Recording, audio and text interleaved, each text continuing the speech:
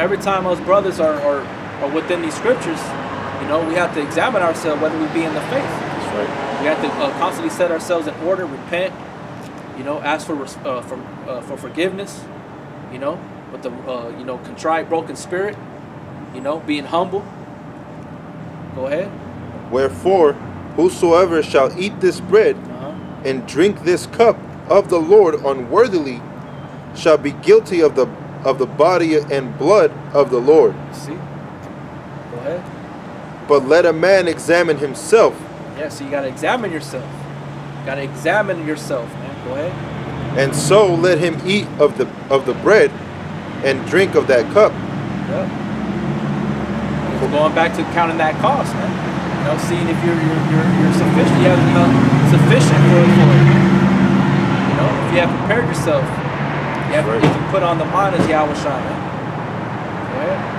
For he that eateth and drinketh unworthily eateth and drinketh damnation to himself, not discerning the Lord's body. Yeah, so you didn't discern it. You didn't take what you're getting into consideration, man. You didn't really think upon it. But we have all the things that we have written is for our learning, so we have no excuse.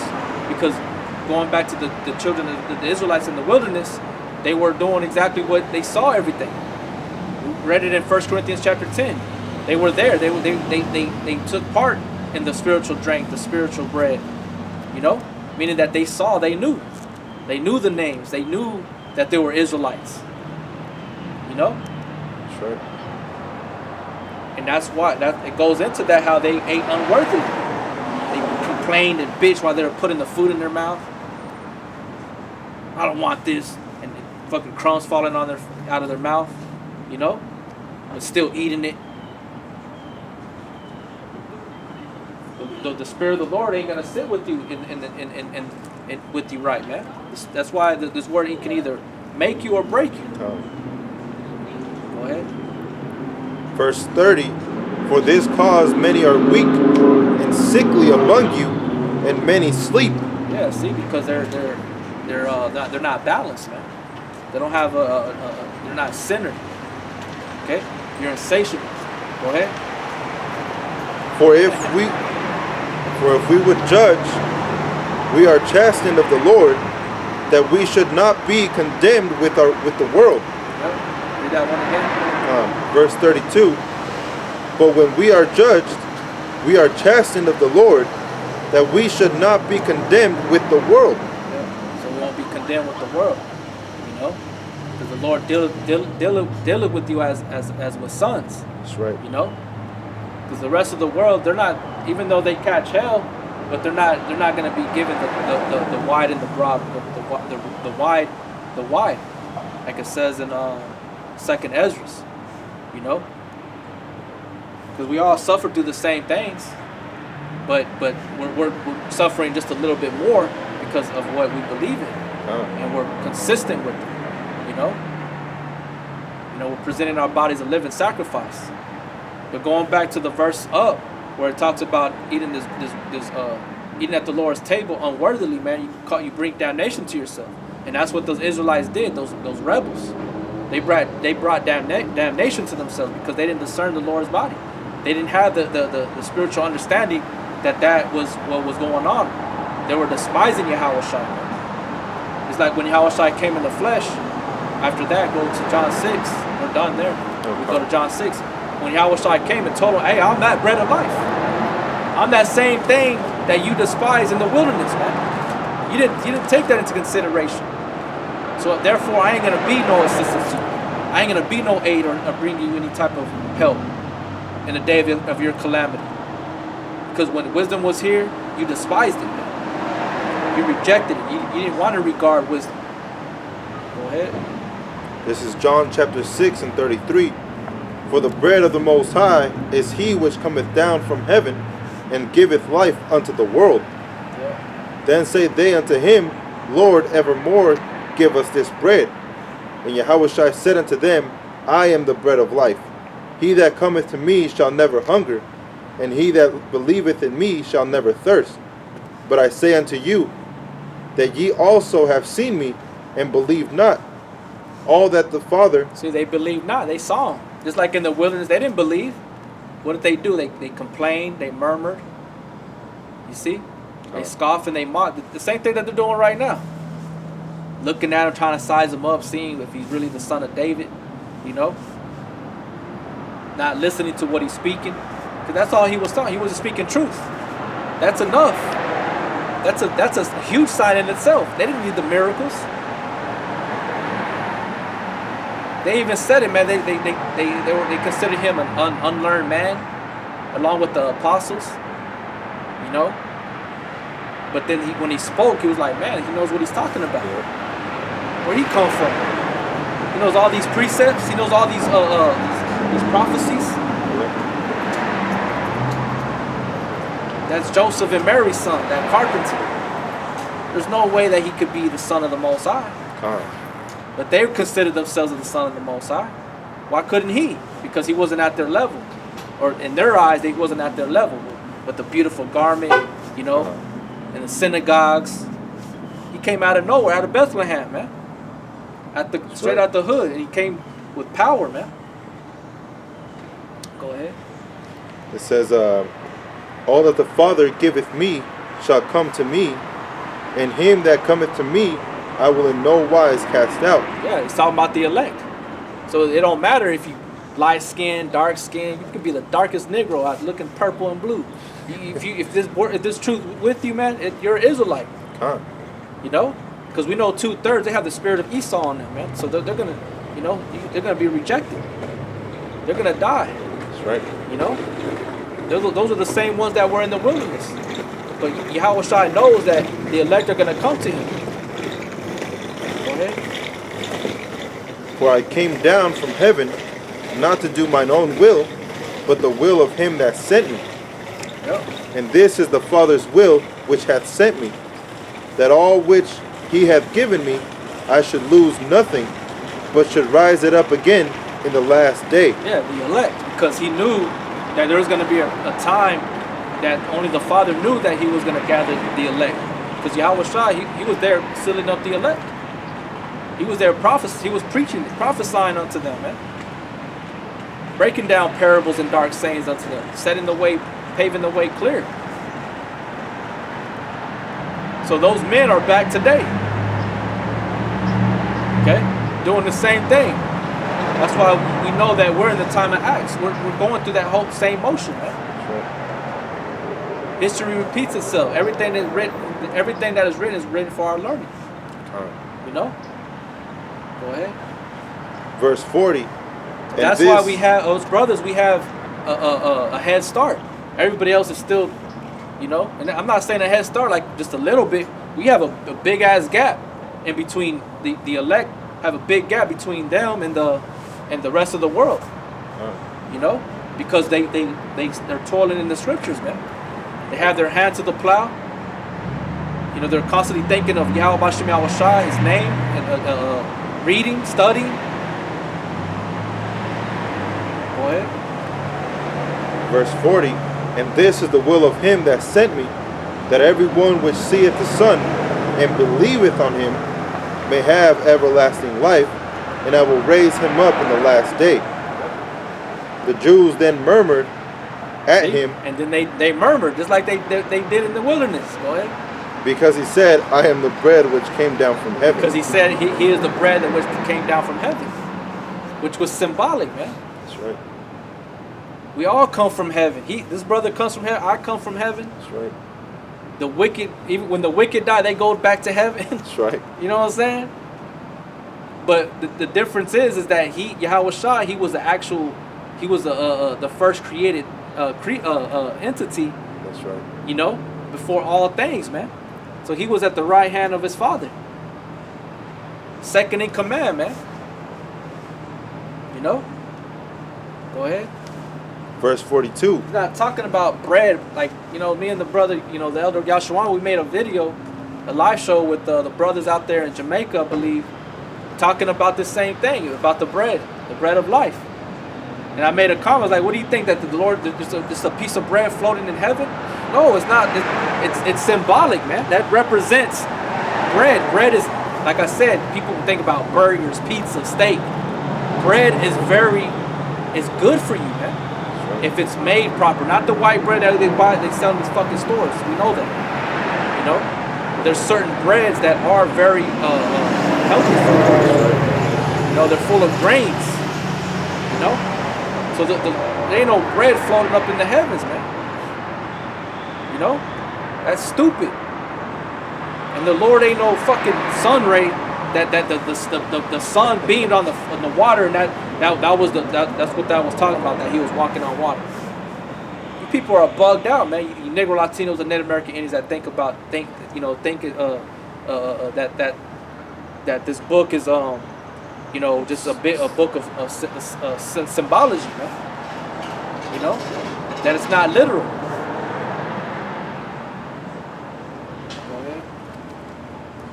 Verse 42. And real quick, you can even look at certain animals. Certain animals have spiritual powers, man. What the fuck you people talking about?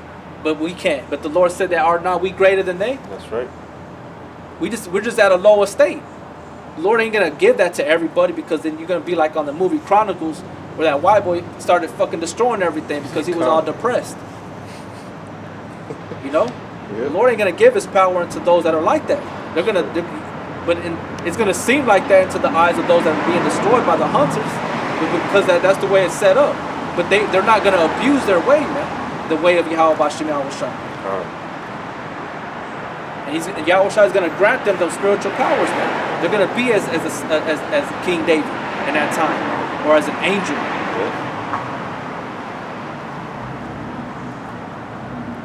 Verse 42. And they said, is not this Yahawashi the son of Joseph, whose father and mother we know? See? Talking shit. How is it then that he saith, I came down from heaven? See? And like Yahawashi rebuked Nicodemus. He said, are you not a master of the law? Do you not understand these things? Because when he said that he had to be reborn again, and Nicodemus was like, how can a man go into his mother's womb a second time? And he was talking about the spirit, man. Being reborn through the spirit. That's right. Being rewashed in the mind frame of the knowledge, wisdom, and understanding, man. Yeah, that's Wisdom of Solomon chapter 7, where it tells you that the wisdom makes everything new. Yeah. You know? Yeah. You know? Yeah, I brought it right out. Went right to it. This is Wisdom of Solomon chapter 7 and verse 27. It says, and being but one, she can do all things, and remaining in herself. That's talking about wisdom. She maketh all things new. Yep. And in all ages entering into holy souls, she maketh them friends of the Most High and prophets. It says, for the Most High loveth none but him that dwelleth with wisdom. For she is more beautiful than the sun, and above all the order of the stars, being compared with light, she is found before it. For after this cometh night, but vice shall not prevail against wisdom. You know, and that's that wisdom, man. You know that the what does it say, that the treasure of the fear of the Most High is the treasure of the Most High, is the beginning of wisdom and knowledge. All right, wisdom and knowledge shall be the stability of thy times. It's all with this doctrine. It's with this knowledge. It's with the wisdom of Yahawashi, which is in this Bible, man. And it all goes hand in hand. You know, it's all one big. What is it, like a link, a circuit?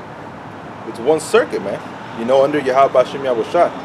You know, and when we were brought into this light of this truth, which we're putting on the armor of light, like it says in Romans.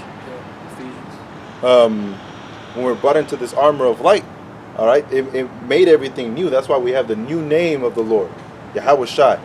All right, it was by wisdom that it was brought to us. And like it says in Psalms 44, even the name of the Lord, the Most High, that was brought unto us by way of wisdom. The new song.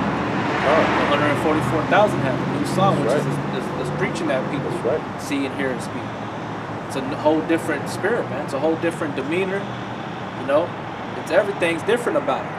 It's brand new, even though there's nothing new underneath the sun. But it's revived. And Yahawashi revived it. You know, that's why it's called a revival. In the church they call it a revival. You know, guess what? The Lord revived the elect out of the valley of dry bones, man. Their dead bodies laid in the great city, the street, that was spiritually Sodom and Egypt, you know, and they resurrected after 3.5 days. That's what's going on right now, making things brand new. That's right. Revelation talks about Yahawashi saying that I'm gonna make all things new. I'm gonna wipe away tears. And what is he? What is it? Bring that one. You know where it's at in Sirach about the transition of kingdoms, the translation. Sirach 10 was it? Yep, Sirach 10. You know, that's that brand. That's the thing that's brand new. We're telling you that America's gonna be put down, and Israel's gonna rise up. Okay, they're gonna rule. And you brothers, the elect, they're going to judge on thrones, the 12 tribes of Israel, man. That's a new thing. That's something new that nobody ever believed and heard, man. Because those gutter rats in Israel, they're not doing it. They ain't ruling shit. I don't see them sitting on thrones. I don't see Peter and James and Thomas or, you know, John the Less, or James the Lesser and James the Great. I don't see them sitting on thrones out there. Go ahead. This is Sirach chapter 10 and 7. Pride is hateful before the Most High and man, and by both doth one commit iniquity. Because of unrighteous dealings, injuries, and riches got by deceit, the kingdom is translated from one people to another. See, that's something new.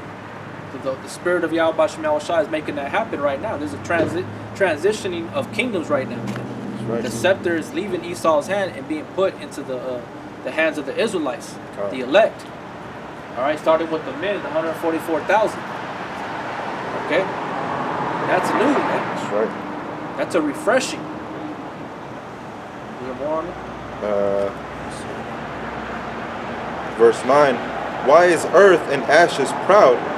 There is not a more wicked thing than a covetous man, for such an one setteth his own soul to sale, because while he liveth, he casteth away his bowels. The physician cutteth off along the seas, and he that is today a king, tomorrow shall die. And that's something new. People thought that Esau was never going to be brought down. So a physician's going to cut him out. Who's the great physician? Yahawashi. He's going to sever that out, man. Okay, he's going to get rid of that rust. Get rid of it once and for all, and the transition, the kingdom, the rulership is going to be handed over to Israel. Okay, and that's that new thing. That's a part of the new song. We're sounding the trumpet. We're harping with our hearts, which is talking about our mouthpiece, man. I'm telling you these things, man. Whether you want to hear it for a bit, we don't give a shit. You know, and people that don't think it's new is because people are spiritually dead. Y'all are dead. Y'all are dead of hearing, dead of speaking and thinking, man. But to the elect, it's brand new. It's a refreshing, man. That's why the Lord said, "You shall never thirst when you take a sip of this water." Man. People are like, "Damn, that water is good. I'm gonna get some more. I want more." You know, you go from getting little drops, you know, put in your mouth to licks to gallons. You want to take gallons home with you now. You know, that's how brothers are. You wake up, man. When you wake up in the truth, you could be up for hours at night just reading the scriptures, man. You stay up all damn night just reading and watching videos, then crash out there in the day. You still have to go to work, maybe. You know what I'm saying? That's how addictive this word is, man. You got something? Oh, you got that one, Johnson. Still in John. Okay, yeah. Go back to John. Yeah. This is John 6:42. And they said, "Is not this Yahawashi, the son of Joseph, talking shit, whose father and mother we know? How is it then that he saith, I came down from heaven?" Yahawashi therefore answered and said unto them, "Murmur not among yourselves. No man can come to me except the Father which hath sent me draw him. See? Go ahead. And I will raise him up at the last day. It is written in the prophets, as they shall be all taught of the Most High. Every man therefore that hath heard and hath learned of the Father cometh unto me." Not that they're gonna know Yahawashi is the prophesied Messiah, man, the Savior of the world, or the Savior of Israel. They're gonna know that, because you got guys in here, out here in the world that only believe in the Old Testament. They don't believe that Yahawashi existed, that it was all a fairy tale, that it was just symbolic. You know, it was just there to set up to for you to worship the white man, which we're telling you that the Lord didn't look like a white man. He was a so-called black man from the tribe of Judah. The scriptures in the book, the New Testament tells you that. That's right. You know, the Old Testament goes into how the men of the Lord, they were dark skinned, man. You know? That's right. Right. It says, verse 46, not that any man hath seen the Father, save he which is of the Most High, he hath seen the Father. Verily, verily, I say unto you, he that believeth on me hath everlasting life. I am the bread of life. Your fathers did eat manna in the wilderness and are dead. This so that was a foreshadowing of Yahawashi. Yes, they ate it. It went through the